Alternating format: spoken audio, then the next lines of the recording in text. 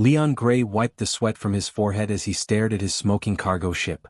The emergency landing had been rough, and now he was stranded on Talvos 4, a planet he had never even heard of before today. The ship's navigation system had failed 3 hours ago, forcing him to land in the middle of nowhere. He kicked a small rock and watched it bounce across the purple dirt. The planet was strange. The sky had 2 suns, one orange and one pale yellow. The trees around him looked like giant crystals growing from the ground, reflecting rainbow colors in every direction. Leon had been a cargo pilot for 5 years, but he had never seen anything like this place. It was beautiful and scary at the same time. He grabbed his repair kit and started walking around the ship to check the damage. The landing gear was broken and the main engine had a crack in it. He would need at least 2 days to fix everything, maybe 3. Leon sighed and pulled out his water bottle. He had enough food and water for a week, so that was not a problem. The real problem was being completely alone on an alien planet. As he walked near the edge of the crystalline forest, he heard something. It was a high-pitched sound like chirping or crying. Leon stopped and listened carefully. The sound came again, this time more desperate.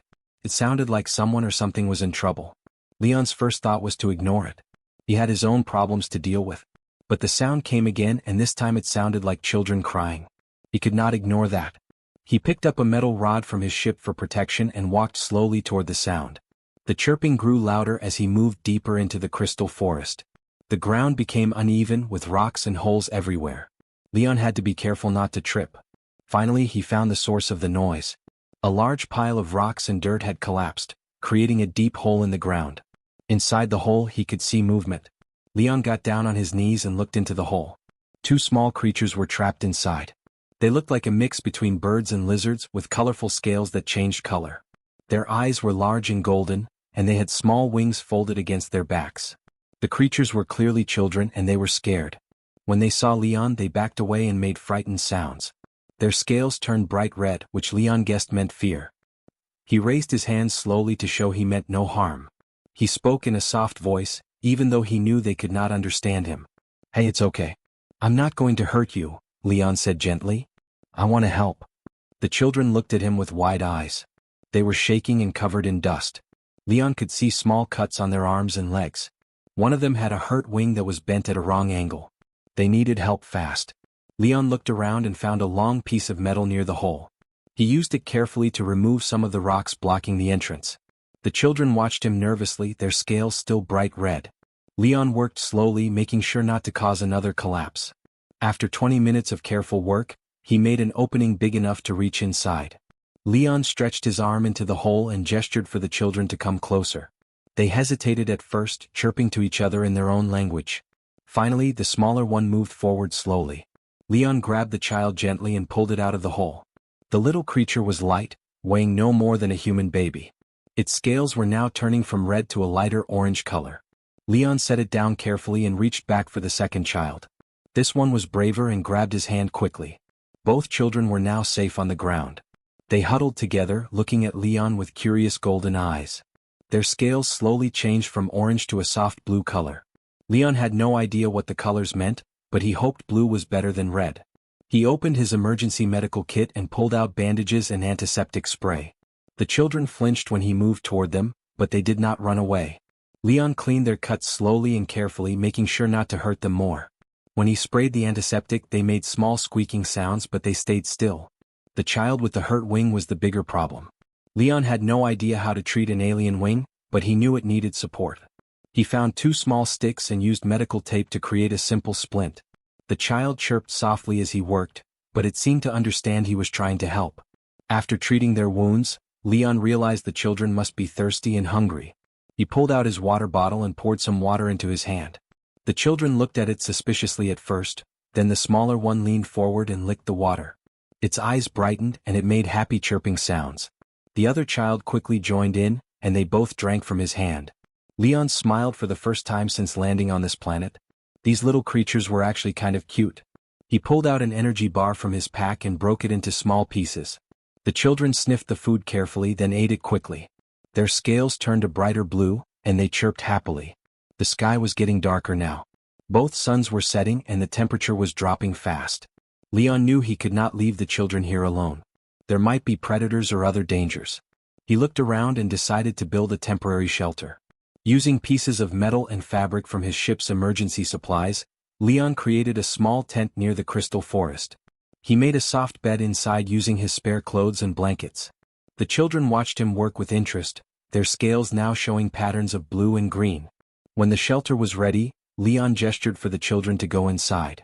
They understood and crawled into the tent, curling up together on the blankets. Leon sat at the entrance with the metal rod across his lap, ready to protect them from anything that might come. The night on Talvos 4 was cold and full of strange sounds. Leon heard howls and screeches in the distance, and he saw glowing eyes moving through the darkness. Every time something came close, he lit a flare from his emergency kit. The bright light scared the creatures away. The alien children slept peacefully behind him, occasionally making soft chirping sounds in their sleep. Leon stayed awake the entire night, keeping watch. He thought about their family, wondering where they were and why these children had been alone. He hoped someone would come looking for them. As the two suns began to rise, painting the sky in shades of orange and purple, Leon felt exhausted but relieved. The children were safe. He had kept them alive through the night. The smaller child woke up first and crawled over to Leon, pressing its small head against his leg. Its scales glowed a warm golden color. Leon smiled and patted the child's head gently. He had no idea what would happen next, but for now he had done the right thing. He had saved two innocent lives and that felt good. He just hoped their family would find them soon, because he had no idea how to take care of alien children for very long. Leon was checking his ship's broken engine when he heard a strange humming sound above him. He looked up and saw a silver vessel descending from the sky. It was nothing like his cargo ship. This craft was sleek and elegant, shaped like a teardrop, with smooth surfaces that seemed to glow in the morning light. Leon's heart began to race. He had no idea if this was good news or bad news. The vessel landed gracefully about 50 meters from his crashed ship. Leon instinctively moved toward the shelter where the two alien children were still resting. He wanted to protect them if this turned out to be dangerous. But before he could reach them, a door opened on the side of the silver craft. Several figures emerged. The first was tall and imposing, wearing what looked like armor that shimmered with purple and silver colors. Behind this figure came four others, all armed with weapons that Leon did not recognize. They moved with military precision, scanning the area carefully. Then she appeared. A female Velarin stepped out of the vessel, and Leon immediately understood she was important. She was taller than the children, maybe 2 meters high, with elegant scales that shifted between deep purple and gold. She wore flowing robes that seemed too fine for this rough planet. Her golden eyes swept across the landscape, and her face showed an expression Leon recognized even across species. She was a mother looking for her children. Before Leon could say anything, he heard excited chirping behind him. The two children had woken up and seen the vessel. They scrambled out of the makeshift shelter, their scales flashing bright gold. They ran past Leon as fast as their small legs could carry them, wings fluttering despite one being bandaged. "Mama! Mama!" they chirped in their own language. The sounds were unmistakable even if Leon could not understand the words. The tall female's composure broke instantly. She dropped to her knees and opened her arms wide. The children crashed into her, and she wrapped them in a tight embrace. Her scales flickered rapidly through different colors as she held them close. Leon could hear her making soft sounds, checking them over, touching their bandages gently. Leon stood awkwardly near his ship, not sure what to do. He was relieved the children had found their mother, but he was also nervous. He was a human on an alien planet, and he had no idea how this species felt about his kind. The mother stood up slowly, still holding her children close. She spoke to the armed guards in her language, and they immediately lowered their weapons. Then she turned her golden eyes toward Leon. Her expression was unreadable as she studied him carefully. One of the guards pulled out a small device and handed it to the mother. She touched it, and suddenly Leon heard words he could understand coming from the device. It was a translator. "You are human," she said. Her voice was rich and elegant, carrying authority in every word. "Yes, ma'am," Leon replied, trying to sound respectful. "My name is Leon Gray. I'm a cargo pilot. My ship crashed here yesterday." The mother looked at him for a long moment. Then she glanced down at her children, who were chirping excitedly and pointing at Leon. Their scales were glowing that same warm golden color they had shown when they woke up this morning. "My daughters tell me you saved them," she said slowly. "They say you pulled them from a collapsed burrow. You treated their wounds. You protected them through the night." Leon shrugged uncomfortably. "I just did what anyone would do. They were hurt and scared. I couldn't leave them there." Something shifted in the mother's expression. Her scales flickered to a color Leon had not seen before, something like silver mixed with blue. She took a step closer to him and the armed guards tensed slightly. "I am Thessera of the Velarin Commerce Guild," she said formally. "I hold the rank of trade magistrate for this entire sector. My daughters and I were on a family expedition when the ground quake happened yesterday. I searched through the night, but I could not find them in the darkness."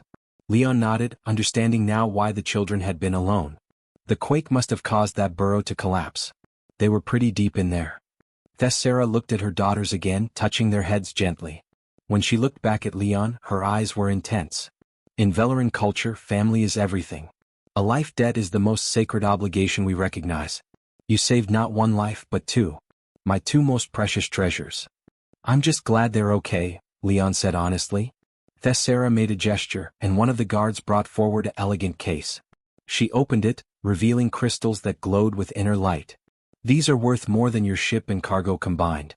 Please accept them as payment for your heroic actions." Leon felt uncomfortable. He raised his hands and shook his head. No, I don't want payment. Really. I was just helping some kids in trouble." The smaller child chirped and tugged on her mother's robes, speaking rapidly in their language. Thessera listened, and her scales shifted through several colors. She closed the case and handed it back to the guard. "My daughter says you shared your water and food with them. She says you stayed awake all night, protecting them from the hunting creatures. She says your scales never changed with anger or impatience, only kindness." Thessera paused. She does not understand that humans do not have scales to show their emotions. But she felt your kindness anyway. Leon felt his face getting warm. He was not used to such direct praise. "They're good kids. Anyone would have done the same thing." Thessera's expression became serious. "You are wrong, Leon Grey. Most species in this galaxy would not have helped. And humans especially have a reputation for being aggressive, selfish, and dangerous. Many species avoid contact with humans entirely." Leon felt a sting at those words, but he could not deny them. Humanity had not made the best impression on the galaxy. There had been too many conflicts, too much aggression. "Yet here you are," Thessera continued, "alone and stranded, your own ship damaged, limited supplies. You could have ignored my daughters and focused on your own survival. But you chose differently. You chose compassion over convenience. You chose their lives over your comfort." She stepped closer, and Leon could see something like respect in her golden eyes. "The Velarin people honor debts above all else. I cannot simply thank you and walk away. Our culture demands that I repay this debt properly." "Really, I don't need anything," Leon protested weakly. "Maybe just some help fixing my ship?" "That is already done," Thessera said with a small smile. She gestured toward Leon's cargo ship. The armed guards had already started working on it with advanced tools. "My engineers will have your vessel operating at peak efficiency within 2 hours. But that is merely basic courtesy. The true debt remains." Leon did not know what to say. He watched as the two children played near the crystal forest, occasionally running back to check that their mother was still there. They kept looking at him too, their scales flashing friendly colors.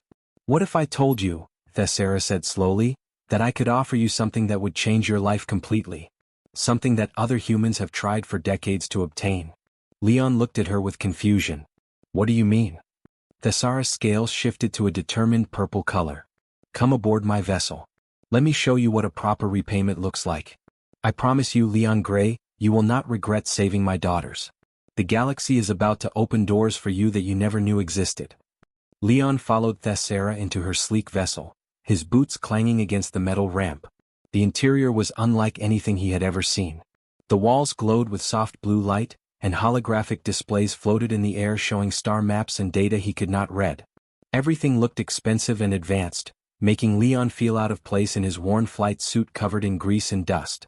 Thessera led him to a circular room with comfortable seats arranged around a central display table. She gestured for Leon to sit, and he did so carefully, afraid he might break something. The two children followed them inside, still chattering excitedly.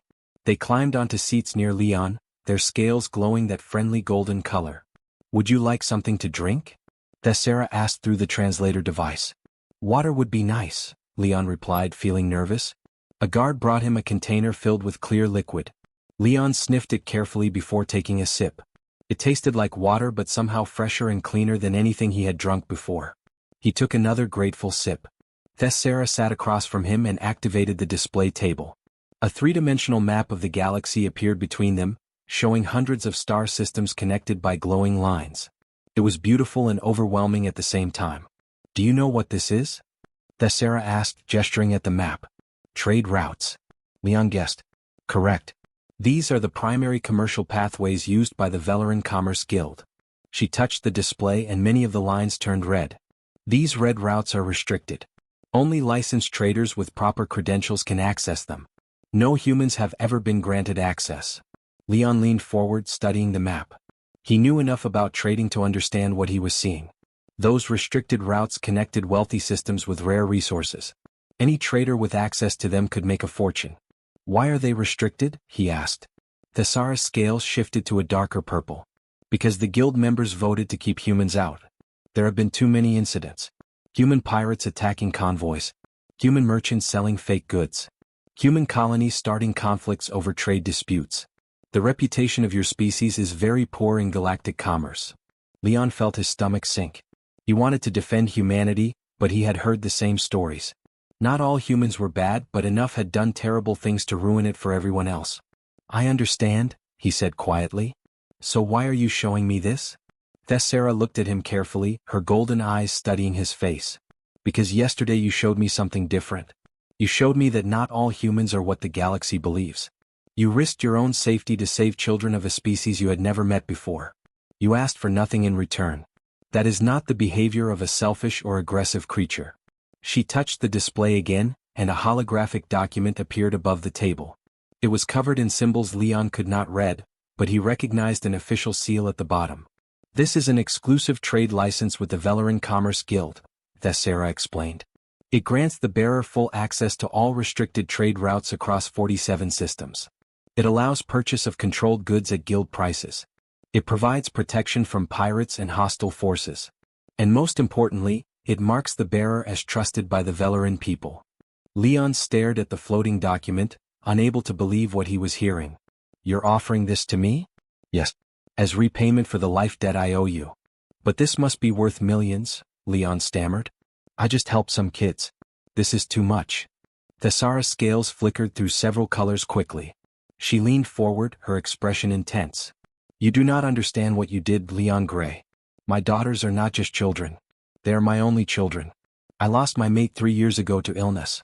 They are all I have left of my family. If they had died in that burrow, I would have had nothing. Her voice cracked slightly, showing emotion that the translator could not fully capture. The two daughters moved closer to their mother, pressing against her sides with concern. I searched all night in the darkness, Thessera continued. I was losing hope. And then I found them safe, bandaged, fed, protected. Because of you. Because a human stranger chose kindness over indifference. Leon did not know what to say. He looked at the two children, who watched him with their big golden eyes. He remembered their frightened chirping when he first found them, and how they had curled up against him during the cold night. I did what was right, Leon said simply. That's all. Exactly, Thessera replied. And that is why you deserve this gift. But there is more to it than just repaying a debt. She stood and walked around the table, her robes flowing behind her. The galaxy needs to see that humans can be honorable. That they can be trusted. That they can be kind. She gestured at the star map. If I give this license to you, word will spread. Other species will hear about the human who saved Velaran children. They will see you trading successfully on restricted routes. They will witness you conducting honest business. You will become proof that humans deserve a place in galactic commerce. Leon felt the weight of what she was saying. This was not just about him getting rich. This was about representing his entire species. The pressure of that responsibility felt heavy on his shoulders. What if I mess up? He asked honestly. What if I make a mistake and make things worse for humans? Thessera smiled for the first time, a gesture that looked almost human despite her alien features. That is exactly the question an honorable person would ask. Someone who only cared about profit would have accepted immediately without thinking about consequences. She returned to her seat and touched the holographic document. It transformed into a small crystal card that materialized on the table. The card glowed with inner light and had symbols etched into its surface. This is your license, Thessera said, pushing it toward Leon. It is coded to your genetic signature and cannot be used by anyone else. Keep it safe. It will open doors across the galaxy. Leon reached out slowly and picked up the card. It felt warm in his hand and seemed to pulse with energy. He looked at Thessera, then at her daughters, then back at the card. I don't know what to say, he admitted. Say you will use it wisely. Say you will show the galaxy what humans can be at their best. Thessera stood again. Come. Let me show you what else we have done for you. They walked outside together, the children skipping ahead. Leon's cargo ship looked completely different. The engineers had not just repaired it. They had upgraded it. The hull was now reinforced with gleaming plates. The engines hummed with power he had never heard before. New equipment had been installed in places where old broken parts used to be. Your ship will now travel faster, use less fuel and withstand more damage, Thessera explained. The navigation system has been updated with access codes for the restricted routes. The communication array can now contact guild stations across all 47 systems. Leon walked around his ship in amazement. It looked like a completely different vessel. The engineers had turned his old rust bucket into something magnificent. I don't deserve all this, Leon said, shaking his head. You saved my children, Thessera replied simply. You deserve more than this, but it is all I can give right now. She pulled out another device and handed it to Leon. This is a direct communicator. If you ever need help, assistance, or advice, you can reach me immediately. I do not make this offer lightly. Leon took the communicator and clipped it to his belt. He looked at Thessera and saw respect in her eyes. Not just gratitude but genuine respect. The smaller daughter ran up to Leon and hugged his leg, chirping something in her language. Thessera smiled. She says you are her favorite human. She wants to know if you will visit us someday. Leon knelt down and gently patted the child's head. Tell her I would like that very much. As Thessera's vessel prepared to depart, she stood at the ramp and looked back at Leon one final time. You have allies now, Leon Grey. Remember that. You are not alone in this galaxy anymore. 3 months had passed since Leon received the trade license, and his life had changed in ways he never imagined possible. He sat in his upgraded ship, checking the cargo manifest on his new holographic display. The numbers still seemed unreal. He had just completed a delivery of crystalline fuel cells to a mining colony, earning more in one trip than he used to make in 6 months. His ship was docked at Gateway Station, a massive trading hub that orbited between 3 different systems. Leon walked through the crowded marketplace, and for the first time he noticed other species watching him with curiosity instead of suspicion. A Velaran merchant actually waved at him as he passed. A group of insectoid traders moved aside to let him through, their antennae twitching with what looked like respect. Leon approached a trading stall run by a species he had never seen before. They looked like walking crystals, their bodies reflecting light in rainbow patterns. The merchant's translator device crackled to life. You are Leon Grey, the crystal being said. It was not a question. Yes, that's me, Leon replied, surprised to be recognized. The human who saved the Velaran younglings. The one with the guild license. The merchant's body shifted to a warm orange glow. I have goods that might interest you. Premium goods that I do not usually offer to humans. Over the next hour, Leon negotiated a deal for bioadaptive materials that were normally impossible for human traders to obtain. The crystal merchant gave him fair prices and even threw in extra samples as a gesture of goodwill. As Leon left with his purchases, he overheard the merchant speaking to another trader. The Velaran magistrate speaks truth about that one. He is different from other humans. Leon felt a strange mix of pride and pressure. He was starting to understand that Thessera had been doing more than just giving him a license. She had been telling his story across the galaxy. Back on his ship, Leon found a message waiting from a trader he had worked with before, a gruff human named Victor Kane. They had competed for cargo contracts in the past, though never as enemies. Leon opened the message. Leon, we need to talk. Meet me at the Rusty Comet bar tonight. It's important. Come alone.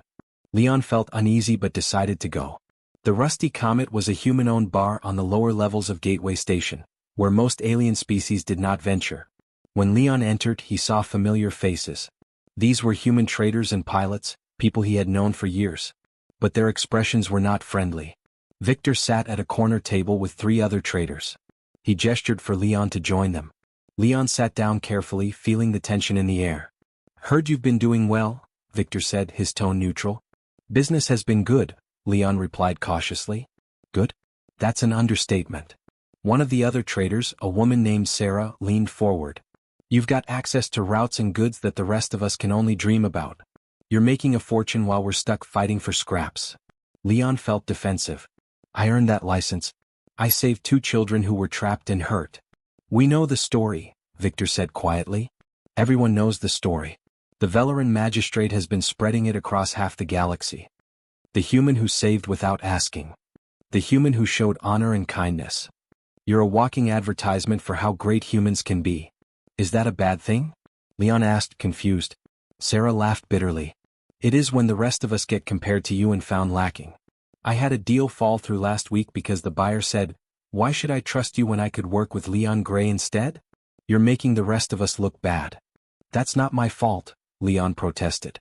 I'm just trying to make a living. You're making us all look weak, another trader named Marcus spoke up. All that talk about human compassion and kindness. That's not how you survive in this galaxy. You survive by being strong, by showing these aliens that humans are not to be messed with. Victor held up his hand, silencing the others. Look, Leon, we're not trying to be enemies here.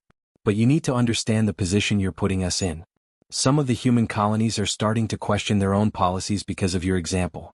There's talk about adopting softer approaches to alien relations. Some politicians are using your story to push for changes that could weaken human security. Leon felt his frustration growing. So what do you want me to do? Give back the license? Stop trading? We want you to be more careful, Victor said seriously. Stop being so friendly with the aliens. Stop making us look bad by comparison. You're a human first, remember that. Leon stood up abruptly. I'm a trader who helped some kids in trouble. That's all.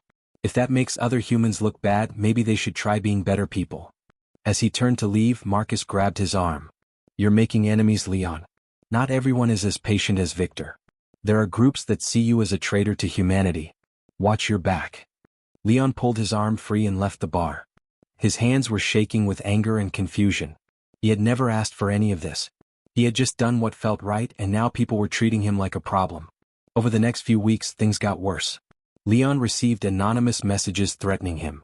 Someone damaged his ship's landing gear while he was docked at a human colony. He heard rumors of human supremacist groups calling him an alien lover and a human embarrassment. But there was another side too. Leon received messages from other species thanking him for changing their view of humans. A young human pilot contacted him, saying Leon had inspired him to be more honest in his dealings. Even some human traders started following his example, treating alien clients with more respect. One day, Leon received a package with no return address. Inside was a data chip. When he played it, he saw Thessara's face on the screen. Leon, I hope this message finds you well. I have heard troubling reports about threats against you from certain human factions. Please know that the Velaran Commerce Guild is monitoring the situation. You are under our protection whether you realize it or not. Thessara's scales shifted to a determined purple color. I also want you to know that your success is not going unnoticed. I have been meeting with leaders from many species, sharing your story as an example of what peaceful cooperation can achieve. There are discussions happening at levels far above simple trade agreements. She paused and her expression softened. My daughters ask about you often. They want to know if the kind human is safe and happy. I tell them yes, but I worry about you. Please be careful. The change you represent frightens those who profit from division and conflict. The message ended and Leon sat in silence. He looked at the trade license card sitting on his console, glowing softly. He thought about the threats from other humans and the growing support from alien species. He thought about Thessara's daughters and their innocent trust. Leon made a decision. He was not going to hide or back down. He had not asked to become a symbol, but if that was what he had become, then he would do it right. He would prove that humans could be honorable, honest, and kind. Even if it made enemies, even if it was dangerous. He opened a message channel and began recording. This is Leon Gray. I want to make something clear to anyone listening. I'm not trying to make other humans look bad. I'm trying to show what we can be at our best. If that threatens you, maybe you should ask yourself why. 1 year after saving 2 alien children on a remote planet, Leon received an official invitation that made his hands shake. The message was formal and elegant, written in perfect human language with the seal of the Velaran Commerce Guild at the bottom. He was invited to the Velaran homeworld for a major trade conference. The message said his presence was requested as an honored guest. Leon had never been to a homeworld before. Most of his trading happened at space stations and colony outposts. The idea of visiting the actual planet where the Velaran people lived felt overwhelming. He read the invitation 3 times, making sure he understood correctly. At the bottom there was a personal note from Thessera. Come see what you started, Leon. Bring your best clothes. This is important. 2 weeks later, Leon's ship approached the Velarin homeworld. The planet was beautiful, covered in purple oceans and silver continents that reflected light from their blue sun. Cities glowed like jewels across the surface, connected by streams of air traffic. Leon felt nervous as he followed the landing instructions to the capital city. A delegation met him at the spaceport. They treated him with respect that made Leon uncomfortable. Guards escorted him through the city in a hover vehicle, and people stopped to watch as they passed. Some Velarin even bowed slightly, their scales flashing colors Leon had learned meant respect and gratitude. The vehicle brought him to a massive building that looked like it was made from one giant crystal. Inside, everything was grand and beautiful. Leon felt very small and out of place in his simple trader clothes, even though he had worn his best outfit. Thessera met him in a private room before the conference. She looked different than he remembered, more formal in her official robes, but her golden eyes still held warmth when she saw him. Leon Gray, she said, walking forward to greet him properly. It is good to see you again. It's good to see you too, Leon replied. Your daughters? Are they well? Thessera's scales flickered with happy colors. They are wonderful. In fact, they insisted on seeing you. They are waiting outside. Would you like to meet them before we talk about serious matters? The door opened and 2 young Velarin rushed in. They were bigger now, almost as tall as Leon's chest. Their scales were brighter and their wings had grown strong. But Leon recognized them immediately by their golden eyes. Leon, they shouted in perfect human language. They had learned his language. The smaller one hugged him immediately, and the larger one showed him her healed wing, flexing it proudly. Look. It works perfectly now because you fixed it. Leon felt emotion tightening his throat. You both grew so much. And you learned my language. We practiced every day, the smaller one said proudly. We wanted to talk to you properly. To say thank you in words you understand. They talked for several minutes about their lives, their studies, and their excitement about the conference. Finally, Thessera gently sent them away, saying the adults needed to discuss important matters. The girls hugged Leon one more time before leaving. When they were alone, Thessera's expression became serious. She gestured for Leon to sit at an elegant table. A holographic display activated, showing documents and data that Leon could not fully understand. Do you know why you are really here? Thessera asked. The invitation said something about a trade conference, Leon replied uncertainly. Thessera smiled. Yes, but it is much more than that. Leon, over the past year, I have been working with leaders from many different species. I have been using your story, your success, your character as proof that humans can be trusted partners in galactic affairs. She touched the display and images appeared. Leon saw himself in dozens of news reports from different alien civilizations. He saw charts showing increased trade between humans and other species. He saw diplomatic meetings where his name was mentioned. I started something called the Cultural Bridge Program, Thessera explained. It is designed to help humanity integrate peacefully into galactic commerce and politics. Your success as a trader with the guild license proved that the program could work. Leon stared at the data in shock. I don't understand. I was just running my business. And you ran it with honor and honesty, Thessera said firmly. You treated every species with respect. You kept your word on every deal. You helped other traders, both human and alien, without expecting anything in return. You became exactly the example I hoped you would be. She stood and walked to a window overlooking the city. The galaxy has feared and avoided humanity for decades. Your species has a reputation for aggression and untrustworthiness. But you showed a different path. You proved that humans can be peaceful, honorable, and valuable partners. There are other good humans, Leon protested. I'm not special. No, but you were first, Thessera replied. You were the one with the guild license. You were the one everyone watched. And you succeeded beyond all expectations. She turned back to him with intense eyes. Today's conference is not just about trade. It is about humanity's application to join the Galactic Economic Concordat. This is the most powerful alliance of trading civilizations in this part of the galaxy. Membership would give Earth and human colonies access to resources, technology, and opportunities that would transform your entire species. Leon felt his heart pounding. That's huge. That's civilization changing. Yes.